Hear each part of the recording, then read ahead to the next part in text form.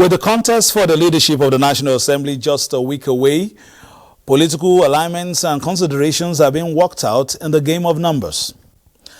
Regional and party leanings are equally playing a role in what is just supposed to be an exercise to pick the first among equals. Equally, opposition parties are also making their presence felt on the direction the two gavels will go.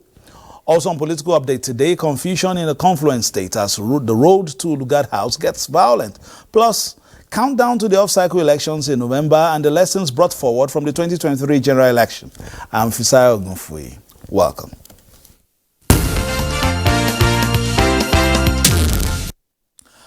Governor Bala Mohammed of Bauchi State is the new chairman of the PDP Governors Forum. The election was conducted in Bauchi during a one-day retreat organized for PDP elected officials.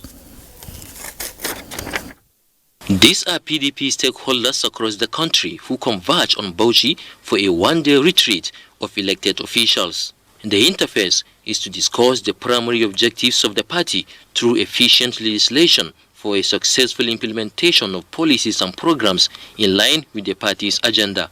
You must please remain resolute. Do not work in isolation from one another.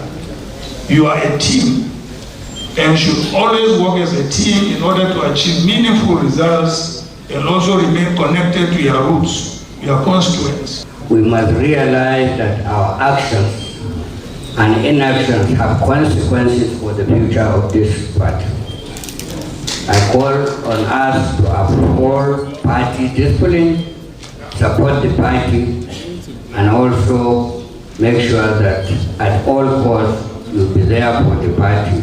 Meanwhile, after extensive deliberation, all the PDP governors unanimously elected Governor Bala Mohammed of Bauchi State as chairman of PDP Governors Forum and Governor of Rivers State, Siminalayi Fubara, as deputy chairman. We'll try our best with my colleague, the Governor of Rivers, Governor Fubara, to make sure we give this forum the vibrancy and the leadership it requires at the time when synergy, collaboration, and interaction are required.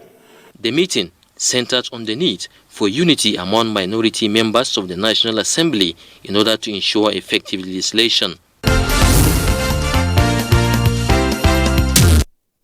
The Progressives Governors Forum has endorsed the candidature of Abbas Tajuddin and Benjamin Kalu for the speakership and deputy speakership positions of the imminent 10th House of Representatives. The forum's chairman, Governor Hope Uzodimma, disclosed this when he received the joint task team in Abuja.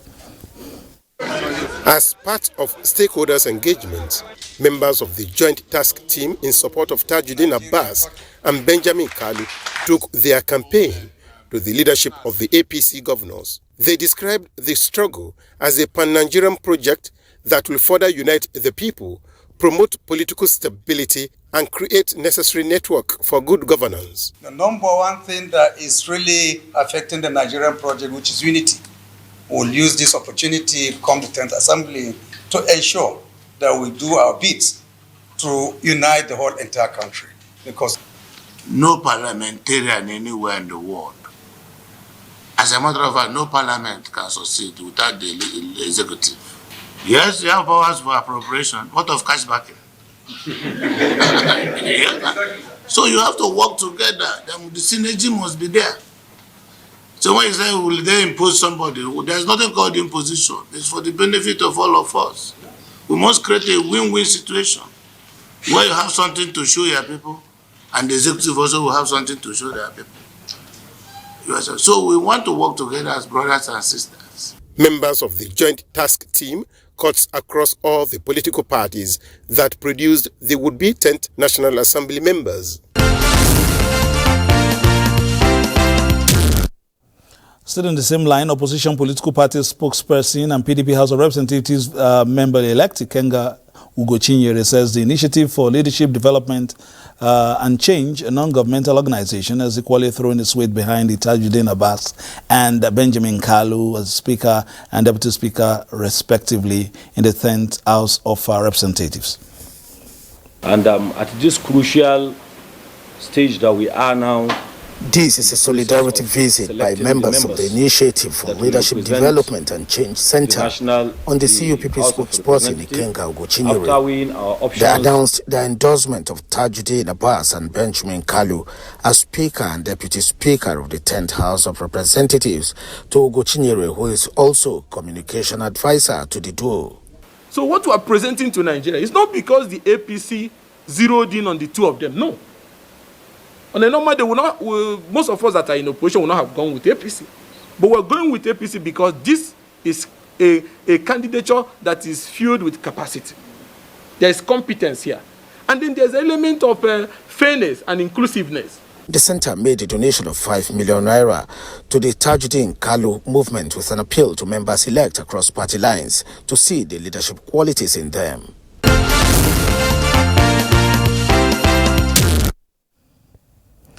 Now, towards let's start this way, as of course new tenures begin in many states of the federation, and at the center, the political parties seem to be taking a backseat again, except in states fielding the Upcycle governorship elections in November.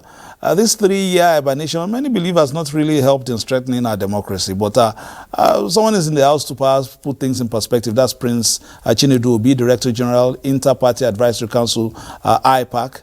Is also an EXCO member of the National Rescue Movement, NRM. Thank you for joining us, Prince. Thank you, sir. Thank you for inviting me. Just like my introduction said, are you, the political parties again, going back to hibernation to come back again?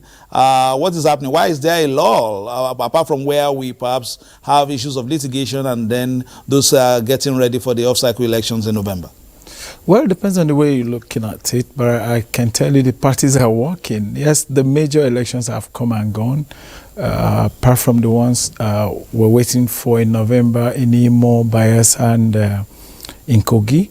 The parties are working. Usually, there are the administration part, there's a politics part. Now, parties are getting prepared to face 2027 and then even for these season elections. So they're working. Okay, let's talk about the work. In engaging the people in these past few years, many have said that it looks as if we were gravitating towards people, looking at the candidate themselves and not the political party. How are you trying to, perhaps capture the imagination of the people, perhaps with your programs and engaging them along the lines of ideology? Yeah, I think that is a consequence of the experience of Nigerians in the last few years, when there's this feeling that some parties have failed them. And now what you find people do is perpetuate or move towards persons they feel have something to offer to them, persons they have checked over time with some level of integrity, since it now looks like our parties are not moving within the ideological line. Do we have ideology around political line? Yes, but of course, there's some personal culture of Nigerians moving from one place to the other, which puts to question the issue of ideology. However, parties still have their ideology, and of course, ours is a growing democracy. With time, would get to be identified with something. I don't blame Nigerians that have now decided to look at capacity on the basis of persons, integrity on the basis of persons, and if that worked for us for a while, as a growing democracy, one day we'll get to the what you call the order. Now, with the myriad of issues confronting the nation, what is the role of political parties in shaping a discourse and perhaps giving direction? True. The IPAC is coming up with an agenda setting for even the new government. It's also carrying out a peer review mechanism to assess activities of governors, now which it thinks would help them deliver the dividends of democracy to Nigerians and further deepen our democracy. IPAC, being the body of all the registered political parties, have now seen the need that after the politicking period, we need to begin to think about issues of governance. Getting the governors, the elected officials, whether the National Assembly, whether the state, to realize that they have made promises to the people and as much as possible deliver on those people and deliver on those mandates. And as much as possible, what we're trying to do is to ensure that there's a constant watch on the activities of those who have been elected to ensure that they deliver on their promises to the people. All right, let's look at some of the issues that, came out in the last, exercise, talking about the general elections. And, what keeps on recurring is the issue of, the political nomads in terms of people moving from one party to the other, and perhaps also in such situations blurring the lines of ideological differences because of how easy it has been to jump from one train to the other in the subway. Are you doing anything specific from the party perspective to discourage this, as it has now become a recurring issue as far as election cycles are concerned? You recall that in the last amendment there was an effort to see that there's a law now discouraging people to move from one party to the other in the character and manner it was done in the past. On the IPAC perspective, IPAC is now beginning to think about how a code of conduct can be drawn for politicians and political parties that will discourage that level of nomad, if I want to use your own language. Because of course it's not good that the people have build their confidence in a particular party, giving a candidate the opportunity to represent them, and the person jumps bail the next day. So I think what IPAC is doing now would go a long way in dealing with that, where persons stay where they've been elected to represent the people. In some, fora, we've heard INEC say that even the issues of, voter education, a big part of it should also be shouldered by political parties. Are your members doing this, or are we only relying on, the election management body that seem to be overburdened by so many other activities, apart from just, conducting the exercise and getting it seamless? The issues of voter education, engaging the people, are we likely to see more activities like this in the political terrain instead of the calendar of waiting until a year or two? Yes, it's a joint responsibility between INEC and political parties that voters will be educated. And over the years, political parties have been, considering for some parties that may not have as much resources as some others. But of course, parties get involved in voter education. From the IPAC perspective, you would have realized that before every election, IPAC go to states to educate the people on the need to elect persons they believe in. Don't forget, IPAC is a body that is non-partisan, is not an opposition party, is a platform for all registered political parties to come together and carry out their collective mandate, part of which is the issue of election sensitization of voters. And like I said, if you follow elections closely, we'll go to states to do sensitization for persons. During elections, sensitize people to know how to do their voting, who they need to vote for, how they need to vote, and how to avoid rigging, how to avoid anything that will go against the electoral system. So those voter education is something IPAC does consistently. All right, let's move on and talk about, the voter that is getting more and more, important these days. And we're looking at the Upcycle Elections in November. The All Progressives Grand Alliance Abuja governorship candidate in Kogi State says his defection from his former party, the PDP, to Abuja is not born out of desperation, but rather the desire to serve the people in a more transparent manner. My decision to run for election, I didn't do it alone. I have the conviction that I can govern the state, provide quality leadership for the state, but I did it in consultation with my leaders. We have leaders. I had to run to our traditional politicians, people that have been in the game over the years, that have much experience. And after the primaries, we sat down, we did a post-mortem, what has happened, what do we do? When you have a government in place that provides the basic needs of the people, what are the basic needs of the people? Quality education, good roads, good hospitals, human capital development. Nobody will complain where you come from. That's why you say in developed countries, a brother can be governor in one state, another brother in another state. As long as you are working, nobody looks at where you come from. So we pray and hope that if we're given opportunity to serve the state for 4 years, we'll make a remarkable difference will bring godly leadership to the state so that people can see and emulate. We intend to put Kogi on the world map. Should be a basis, a yardstick to judge how government should be run. That is what we intend to achieve.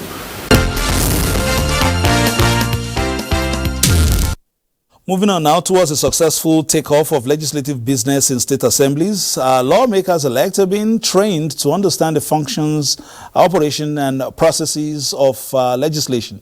The training was put together by the National Institute for Legislative Studies and the German organization Konrad Adenauer Stiftung. Induction is to enable new lawmakers understand their roles, responsibilities and the functioning of the legislature. It is also to provide them with comprehensive understanding of legislative procedures, rules and protocol. In some of the State House of Assembly, there's a turnover rate of over 90%. This means many new legislators who are not familiar with the works and, of course, the legal basis also. The knowledge we have, we have invested on the previous lawmakers are now wasted. So we're starting all over again. And for the lawmakers, this is important to make them carry out their responsibilities. Out of the 55 members elect we have here, only 13 are coming back. I mean, they are the returnees. About 43 of us are new. So this capacity building is very, very important. And being a new member elect, we are trying to gather knowledge from here and there. And this is a good avenue for us to be able to gather and also implement what we are asked to do by our people. As you can see, the workshop and the induction is strictly about legislative businesses. And for me as a new member, I believe it's very important for us because it gives us a foundation and gives us a clear about the legislative businesses as we resume the plenary very soon. More of such training will be held for lawmakers across the nation. We'll stay here with the Director General of the Inter-Party Advisory Council, Prince Chinedu. And you saw that report just now. A lot of fresh faces coming to the different houses of assembly, the State House of Assembly, and of course the State House of Assembly, as well as the National Assembly. But will these fresh faces naturally translate to quality legislation? Well, that's a challenge in older democracies. You find that you have persons who spend as many times as possible in the legislature. The turnover, for me, is still part of the challenge of a growing democracy, and of course the show of loss of confidence of the people in the ones they've elected before. I think that this level of capacity building, which needs is doing, and more of it, would help to build the capacity of persons to get the job done. Going forward, people should be encouraged to retain legislators they know have the capacity to enrich our legislation. But of course, that situation as it is today, the challenge of confidence in those who have elected, the trust deficits we have within the leadership, those are the consequences. But we'll continue to manage it until such a time where we'll have a more stable system. But what that means is that the legislations that will be churned out of these, various houses of assembly would have direct impact on the lives of the people. So I may have to repeat this question: Would the quality of legislation be affected, or should we just say it's part of the process and then what can we really do? For instance, from the party perspective, would you be able to do something in terms of helping your members who are in houses of assembly in terms of capacity building and perhaps the party standpoint in terms of the issues being discussed on the floor of those houses of assembly? Whether it will affect the quality of legislation is totally not in doubt because experience counts. However, don't forget that the legislature also come with retinue of assistants. Most of them have remained in that system for a long time. So I'm sure with the continued training, because no one, even those who've spent 200 years in the legislature, will still need to be trained at every point in time. So constant capacity building would be the solution to it. And from the perspective of the parties, the Inter-Party Advisory Council, working with NIPS, working with NILS and some other organizations, constantly build the capacity of legislators, capacity of politicians across board, so that we'll continue to keep them in tap with current realities. All All right, before we go, let's take this one from the current adjudications that we're seeing across the nation, but this one from the very top. The presidential candidate of the People's Democratic Party in the 2023 presidential election, Atiku Abubakar, called more witnesses on Monday's sitting of the presidential election petition court. We have details of this and Labour Party's petition as well. In his continued push to prove the case of alleged electoral fraud in the February election, Counsel to Atiku Abubakar and PDP, Eyita Ojegede, senior advocate of Nigeria, led 4 more witnesses in evidence. The first was former Minister Abia Sekibo from Rivers State, who, having adopted his written statement as evidence in the case, told the court during cross-examination that as a coalition agent for Rivers State in the election, he observed that results were not uploaded from many polling units across the state. When asked how many polling units were in Rivers State, he said about 6,000, but monitor counting and uploading of results in about 20 polling units. On allegation of harassment and intimidation by agents of a political party, which prevented uploading of results as alleged, he said that he did not know any of the names of the perpetrators. 2 other witnesses from the FCT, including the PDP chairman FCT, Mohammed Babaji Madaki, and one Abraham David, who resides in Kamajiji in the FCT, testified. In their written statements deposed to, they raised issues of alleged irregularities in the conduct of the presidential election and equally alleged that the declaration of President Bola Ahmed Tinubu by INEC was illegal, as he did not poll 25% of votes in the FCT. But during cross-examination, Respondents' Counsel asked them whether Atiku Abubakar polled 25% votes in the FCT or they are legal practitioners to know the interpretation of the said law being relied upon. They said no. The 4th witness for the day, Ibrahim Mohammed Hamza, came from Lafia, Nasarawa State. He told the court that it was not the result that he signed that was announced. When asked to tender the authentic result he claimed, he said it is with the PDP National Coalition agent. Respondents' Counsel, including Abubakar Mahmood, Wole Olanipekun, and Latif Fagbemi, all senior advocates of Nigeria, asked whether he wanted the results from Nasarawa State, where Labour Party won, to be cancelled, and he said yes. So far, 10 witnesses have been called by Atiku Abubakar and the PDP, with more to be called on the 6th of June 2023, when the court continues with further hearing of the petition. Meanwhile, Peter Obi, through his legal team, at Monday's sitting tendered certified true copies of EC8As from local government areas in 8 states. The states include Ebonyi, Nasarawa, Delta, Kaduna, Ondo, Sokoto, and Kogi states. These documents were admitted in evidence by the court. This concludes our program today, and we want to say a special thanks to Prince Chinedu Obi, Director General, Inter-Party Advisory Council, IPAC, for coming at such a short notice. Thank you very much for coming. Thank you, Fisher. Just in a word, what will we learn from this, the elections that can help us in November, in the world? Well, I think the major challenge of the last election being that the presidential election was not electronically transmitted. I think going forward, we should do what it is that we've said to the people.